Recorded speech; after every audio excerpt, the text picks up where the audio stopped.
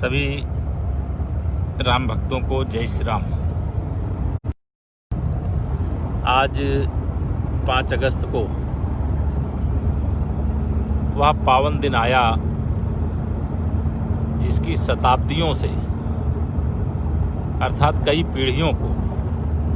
प्रतीक्षा थी कि श्री राम लला की जन्मभूमि पर भव्य मंदिर का निर्माण हो,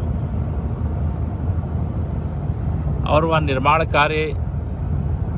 प्रारंभ करने की शुभ घड़ी 5 अगस्त को देश के आदरणीय प्रधानमंत्री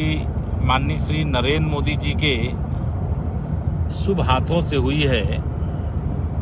और इस अवसर पर राष्ट्रीय स्वयंसेवक संघ के परम पूज्य सरसंघ चालक जी और देश के सभी प्रमुख पूज्य आचार्यगण, संतगण और संगठन के शीर्ष लोग भी मौजूद थे। भगवान श्री राम जी की, भगवान श्री हनुमान जी महाराज की, सरयू मैया की कृपा से आज इस अवसर पर उपस्थित रहने का सौभाग्य मिला। भगवान देश की सर्वोच्च अदालत का फैसला आया और आज वह शुभ घड़ी जिसे देखने के लिए लाखों की संख्या में परम पूज्य अशोक सिंघल जी, परम पूज्य परमहंस रामचंद्र दास जी सहित अनेक लोगों ने जो अपना पूरा जीवन इस आंदोलन के लिए लगा दिया था, निश्चित तौर से आज वह इस धराधाम में नहीं है, लेकिन जिस लोक में भी वह विराजमान है, निश्चित तौर से उनकी आत्मा बहुत तृप्त होगी, बहुत प्रसन्न होगी कि जो कार्य उन्होंने प्रारंभ किया था और उस कार्य को एक ऐसा अवसर आया जब असंभव सा लगने वाला कार्य संभव हो गया। भगवान श्री राम की जन्मभूमि पर भव्य मंदिर निर्माण करने के लिए आज भूमि पूजन के साथ जो श्री राम जन्मभूमि तीर्थ क्षेत्र ट्रस्ट बना हुआ है, उसके अध्यक्ष जी परम पूज्य सरसंघ चालक जी, मुख्यमंत्री श्री योगी जी, और उसके बाद देश के माननीय प्रधानमंत्री जी का जो उद्बोधन रहा है, निश्चित तौर से आज एक नए युग का प्रारंभ हुआ है। भगवान श्री राम का पूरा जीवन भारतवासियों के लिए नहीं, पूरे संसार वासियों के लिए एक आदर्श है, प्रेरणा का भी विषय है। वो परब्रह्म परमेश्वर तो हैं ही, लेकिन जिस मर्यादा के अंतर्गत उन्होंने मर्यादा पुरुषोत्तम के रूप में अपने अवतार को साकार किया था, उनके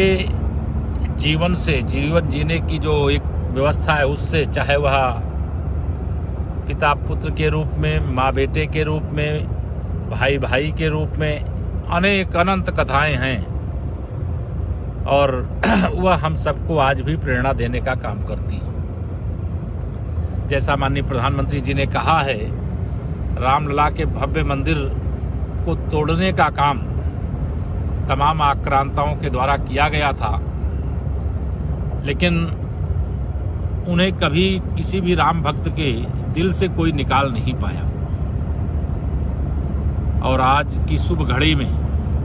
मैं देख रहा था, क्योंकि आंदोलन के कारण से कई बार मुझे अयोध्या धाम में आने का मौका मिलता था, कोरोना संक्रमण के कारण सीमित संख्या में लोगों को बुलाया गया था। अगर यह परिस्थिति सामान्य होती तो अयोध्या नगरी में शायद जगह नहीं बचती कहाँ लोग खड़े हों। लेकिन जैसा भी दृश्य रहा है उसको मैं यह मानता हूँ कि जो नहीं आ पाए हैं उन्होंने अपने टेलीविज़न के माध्यम से, सोशल मीडिया के प्लेटफार्म के माध्यम से देखा जरूर होगा कि किस प्रकार से देश के आदरणीय प्रधानमंत्री जी श्री राम लला के चरणों में लेटे हुए, किस प्रकार से देश के प्रमुख आचार्यगण विराजमान हैं। कोरोना संक्रमण के कारण उनके चरण वंदना करने जब नहीं जा पा रहे थे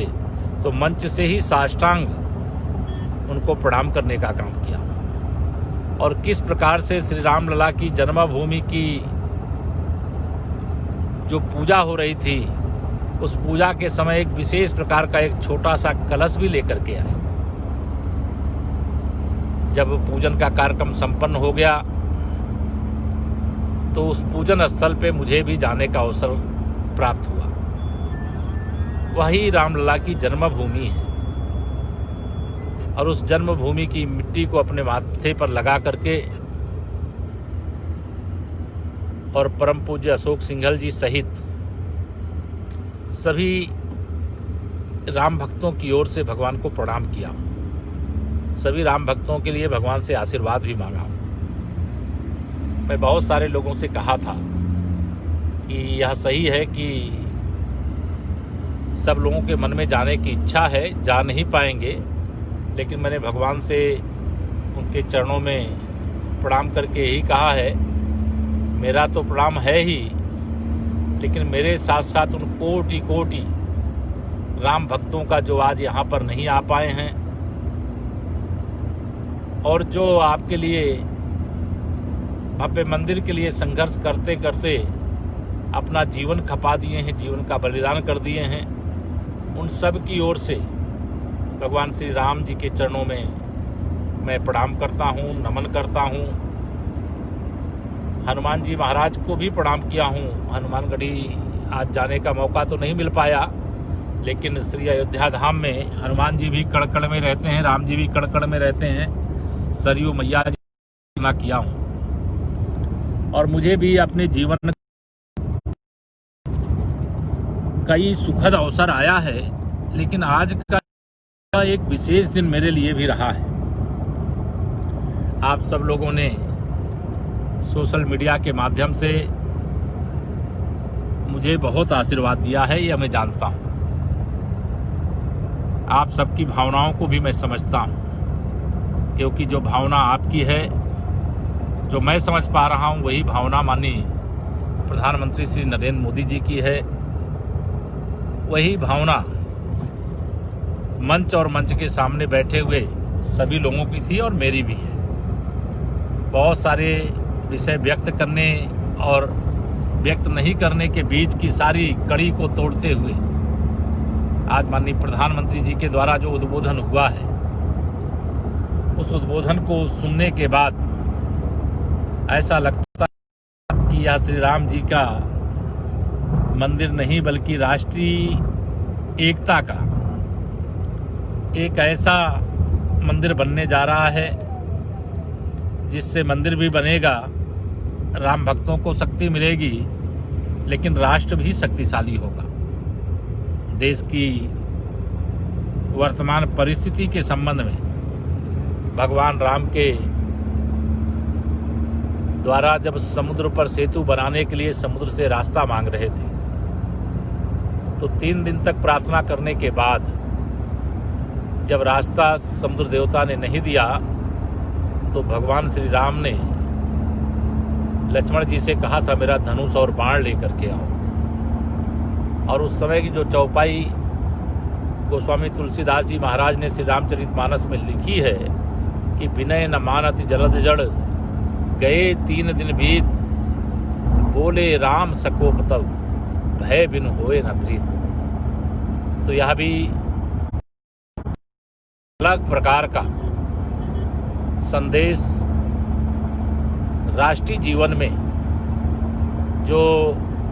अलग अलग दायित्वों का निर्वहन करते हैं उनके लिए प्रेरणा का केंद्र बना हुआ है। मैं आप सबको आज का यह जो दिन है 5 अगस्त का, पहले भी मैंने कहा है, जिस प्रकार से स्वतंत्रता दिवस हमारा अंग्रेज़ों की पराधीनता से मुक्त होकर के 15 अगस्त को स्वतंत्रता दिवस मनाते हैं, आने वाले समय में 5 अगस्त जब भूमि पूजन का दिन है, इसे भी देशवासी और संसारवासी इस दिन को भी स्वतंत्रता दिवस की तरह महत्वपूर्ण ढंग से मनाएंगे। क्योंकि पहले 5 अगस्त को जम्मू कश्मीर से धारा 370 खत्म हुई थी, लेकिन अब 5 अगस्त को श्री राम जन्मभूमि पर मंदिर निर्माण के लिए भूमि पूजन का कार्यक्रम भी संपन्न हो गया है। तो जब दोनों बड़े काम, जो लोगों को असंभव लग रहा था कि धारा 370 कभी हटेगी क्या, श्री राम जन्मभूमि पर भव्य मंदिर निर्माण होगा क्या, देश की सर्वोच्च अदालत का फैसला आएगा क्या, लेकिन यह सारे जो असंभव लगने वाले विषय थे वह सब संभव हुए। और संभव होने के कारण आज हम सभी देशवासी और जो दुनिया के अलग अलग देशों में हैं, जैसे आज माननीय प्रधानमंत्री जी ने बताया कि विश्व में सबसे अधिक मुस्लिम भाइयों का जो देश है वह इंडोनेशिया है, और वहाँ भी भगवान श्री राम जी के प्रति जो आस्था श्रद्धा हम आप जैसे राम भक्तों के अंदर है, वैसी ही आस्था श्रद्धा इंडोनेशिया के जो हमारे मुस्लिम समाज के लोग हैं उनके अंदर भी है। और वह कहते हैं गर्वपूर्वक कि हमारा धर्म जरूर इस्लाम है, लेकिन राम हमारे पूर्वज हैं। किसी के कुछ भी बदल जाने से किसी के पुरखे नहीं बदलते, पूर्वज नहीं बदलते। और निश्चित तौर से इंडोनेशिया इसका आदर्श उदाहरण है, जहां आज भी श्री रामलीला का आयोजन होता है। वहां के जो विमान हैं उन विमानों का नाम पुष्पक होता है। वह सारी चीजें हैं जो हम अयोध्या जी में, जो हम भारत की धरती पे देख रहे हैं। आज जब माननीय प्रधानमंत्री जी ने प्रयागराज का भी एक तरह से उल्लेख आया, भगवान श्री राम का निषाद राज्य से और गंगा जी पार कराने वाले केवट के प्रेम प्रसंग का,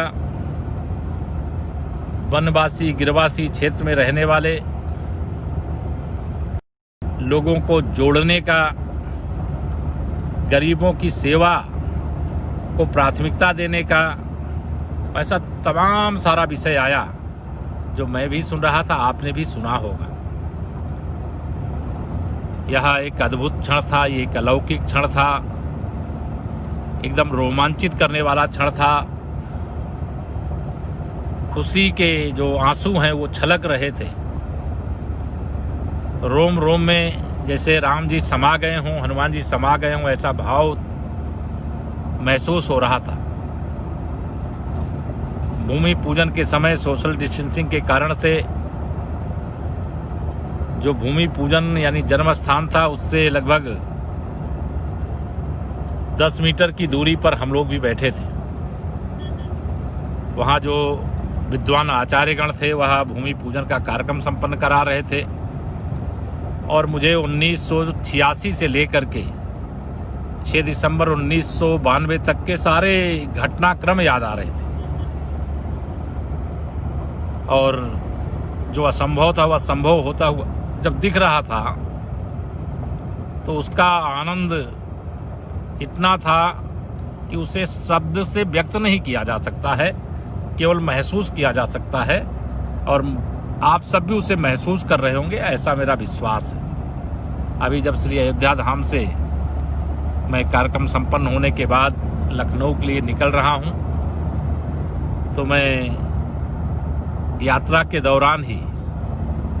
आप सबको इस लाइव प्रसारण के माध्यम से, संबोधन के माध्यम से प्रणाम भी कर रहा हूं, जय श्री राम भी कर रहा हूं, और भगवान श्री राम के चरणों में प्रणाम करके जो आप सबके लिए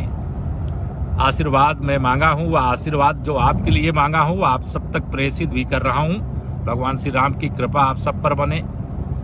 हमारे प्रदेश और देश से यह जो कोरोना संक्रमण का संकट है जल्द से जल्द समाप्त हो जाए। और याद रखिएगा, कल 4 तारीख को भी आप लोगों ने दीपावली मनाई है, दीप जलाया है, और आज 5 तारीख को भी दीप जलाने के लिए अपील किया गया है। इसलिए आज भी आप सब अपने अपने घरों में दीपावली मनाएं, दीपोत्सव मनाएं। यह मैं समझता हूं कि बहुत बड़ा काम हुआ, बहुत बड़ा काम हुआ, बहुत बड़ा काम हुआ है। अगर शायद यह काम आज नहीं होता जो आप हम सब लोगों ने अपनी आंखों से देखा है, तो आने वाले समय में अनेक प्रकार की ऐसी चुनौतियां खड़ी हो सकती थी जिसके बारे में केवल समझने की आवश्यकता है। लेकिन अब तो मुझे लग रहा है कि धीरे धीरे करके जो बड़ी से बड़ी चुनौती अंत हो रहा है, तो जो भी शेष चुनौतियां हैं उनका भी अंत होगा और देश की एकता, अखंडता भी मजबूत रहेगी। भगवान श्री राम का मंदिर राष्ट्र मंदिर का मंदिर बन करके और राष्ट्रीय एकता का प्रतीक बनेगा, राष्ट्रीय स्वाभिमान का प्रतीक बनेगा। और भविष्य में श्री राम जन्मभूमि के लिए किए गए आंदोलन के कारण जो जागरण हुआ है, जो संगठन हुआ है, जो चेतना पैदा हुई है, इसके कारण से आने वाले समय में फिर कभी कोई मंदिर के कोई विवादित ढांचा खड़ा करने का काम नहीं होगा, ऐसा हम सबको विश्वास है। और भी यही विश्वास, क्योंकि यह एकता का स्तंभ है, यह संगठन की मजबूत कड़ी है। और समाज में जो विद्वेष था, जो समाज में बंटवारे की कोशिश थी, वह सबको समाप्त करके आज एक ऐसी दिशा देने का शुभ अवसर है जिसके बारे में हमें आपको समझना है, सोचना है, सबको एकजुट करके आगे चलना है। और आपने देखा होगा कल से, परसों से आप सभी की राम भक्ति की ताकत है, राम भक्तों की ताकत है कि जो दल भगवान श्री राम के अस्तित्व को नकारते थे, उन दलों के नेता कोई श्री हनुमान चालीसा का पाठ कर रहा है, कोई श्री राम जन्मभूमि पर मंदिर निर्माण का समर्थन कर रहा है। और जो बचे कुचे हैं उन लोगों ने विरोध करने का साहस इसलिए नहीं किया कि भगवान श्री राम ने सबको एकजुट कर दिया है। कोई श्री राम जी के विरोध में, श्री राम मंदिर के विरोध में आएगा तो उनको मालूम है कि उनको आने वाले समय में इसकी भारी कीमत चुकानी पड़ेगी। इसलिए यह भगवान श्री राम की कृपा का प्रताप है। आप सबकी राम भक्ति और आप सबकी संगठन शक्ति, आप सबकी चेतना शक्ति के कारण से आज पूरा देश एकजुट हुआ है। इस अवसर पर मैं आप सबको बहुत बधाई, शुभकामना देता हुआ एक बार फिर से आपको मैं प्रणाम करता हूँ, जय श्री राम करता हूँ। आप सबको बहुत बहुत बहुत एक बार फिर से बधाई देता हूँ। और शाम को दीपावली मनाना नहीं भूलिएगा और इस पूरे प्रसंग को अपने अपने डिजिटल प्लेटफॉर्म पर सुरक्षित रखकर